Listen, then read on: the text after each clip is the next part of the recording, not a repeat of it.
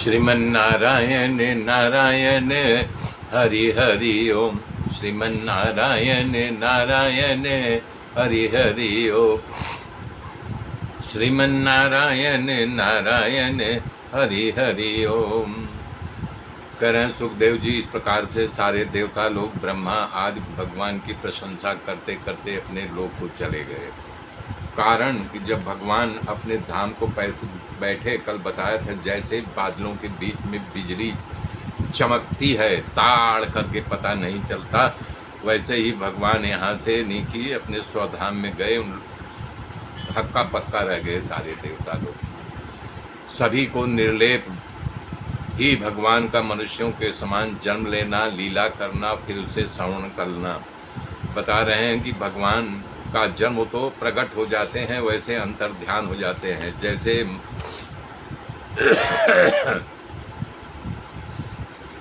तो अभिनय मात्र है, जैसे कलाकार जो नट होता है अलग अलग भेद धारण करता है, ऐसे भगवान अनेक रूपों में यहाँ प्रकट हो जाते हैं और अपने आप को श्रवण कर लेते हैं। उनसे उसमें कुछ लेना देना नहीं है, वो तो विहार करते हैं। अंत में लीला करके विहार करते हुए संहार लीला करके अपने अनंतमय स्वरूप में स्थित हो जाते हैं। बता रहे हैं सांदीपनी गुरु की पत्नी विरह कातर थी, अपने पुत्र की मांग की तो भगवान यमपुरी जा करके उनके पुत्र को ला दिया था। हे परीक्षित, तुम्हें भी ब्रह्मास्त्र जो है जला दिया था, परंतु भगवान ने तुम्हें जिंदा रखा। तुम्हारे शरीर जल चुका था, जीवित कर दिया। वास्तव में उनकी शरणागति में जो रहता है उसके लिए कुछ नहीं है। और तो और क्या कहूँ, उन्होंने कालों के काल महाकाल भगवान शंकर को संग्राम में जीत लिया था। और अत्यंत अपराधी जो जरा नामक बहरिया था, व्याध भगवान को बाण मारा था, उससे भी निर्भय करके सशरीर उसको अपने धाम में भेज दिया। उतने दयालु हैं, अवश्य ही रख सकते। बताइए, वो अपने शरीर को क्या धरती पर रख नहीं सकते थे? अवश्य रख सकते थे। लेकिन जो योगी हैं, जो योग धारण करते हैं, जो भगवान पे लगे हुए हैं, वो संपूर्ण जगत की स्थिति उत्पत्ति और संहार के लिए निरपेक्ष कारण है और संपूर्ण शक्तियों के धारण करने वाले वही हैं। तथापि उन्होंने अपने शरीर को इस संहार से बचा करके रखने की इच्छा नहीं की।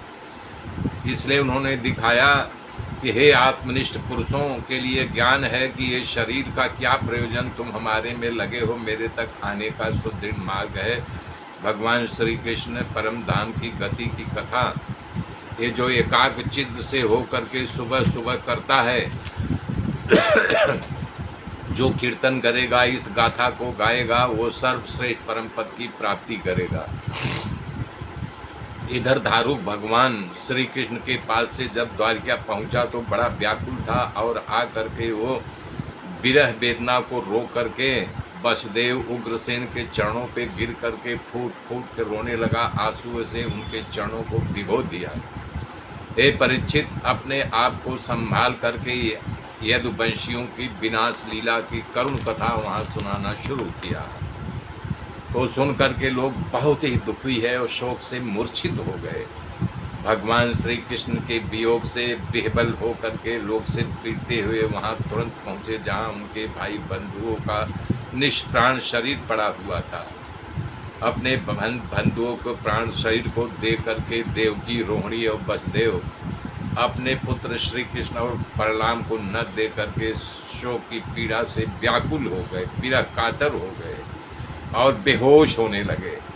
उन्होंने भगवान के विरह में व्याकुल हो करके वहीं अपने प्राण छोड़ दिए। स्त्रियां अपने अपने पति को, शव को पहचान करके उन्हें हृदय से लगा लिया और उनके साथ चिता पर बैठ करके स्वधाम जाने की तैयारी में लग गई। बता रहे हैं कि सारी जो पत्नियां थी अपने अपने पति के शव को पहचान करके चिता पर भस्म हो गई। बलराम की पत्नियां उनके शव को, वसुदेव की पत्नियां उनके शव को, भगवान श्री कृष्ण की पुत्र बधियाँ अपने अपने पतियों के लाशों को लेकर के अग्नि में प्रवेश कर गई। भगवान श्री कृष्ण की रुक्मिणी और पत्नियां उनके ध्यान में मग्न होकर के अग्नि में प्रवेश कर गई।